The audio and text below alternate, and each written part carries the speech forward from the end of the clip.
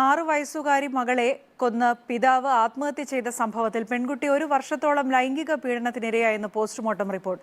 മരണത്തിന് മണിക്കൂറുകൾക്ക് മുമ്പും പീഡനം നടന്നു. വിശദമായ റിപ്പോർട്ട് വന്നതിന് പിന്നാലെ പോലീസ് പോക്സോ കേസ് രജിസ്റ്റർ ചെയ്തു. കഴിഞ്ഞ മാസം 16-നായിരുന്നു അച്ഛനെയും മകളെയും വീട്ടിൽ മരിച്ച നിലയിൽ കണ്ടെത്തിയത്.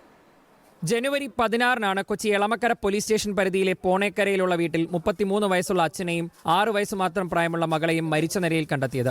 പെൺകുട്ടി വിഷം ഉള്ളിൽ ചെന്ന മരിച്ച നിലയിലും അച്ഛൻ തൂങ്ങി മരിച്ച നിലയിലുമായിരുന്നു.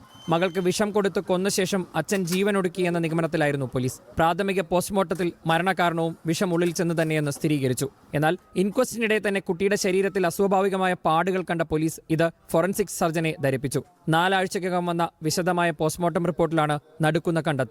6 വയസ്സുകാരി 1 വർഷത്തോളമായി ലൈംഗിക പീഡനം നേരിട്ടു. മരിച്ചതിന് മണിക്കൂറുകൾക്ക് മുൻപും പീഡനത്തിന് ഇരയായി. കുട്ടിയുടെ സ്വകാര്യ ഭാഗങ്ങളിലടക്കം പാടുകളുണ്ട്. ഇതോടെ സംഭവത്തിൽ പോലീസ് പോക്സോ വകുപ്പുകളിട്ട് കേസ് രജിസ്റ്റർ ചെയ്തു.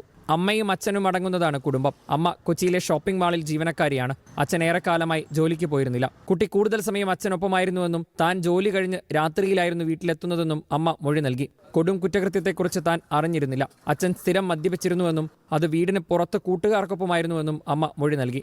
അതിന്റെ പേരിൽ താനും ഭർത്താവുമായി തർക്കിച്ചിരുന്നു. അമ്മയുടെ മൊഴി വിശദമായി പോലീസ് രേഖപ്പെടുത്തി.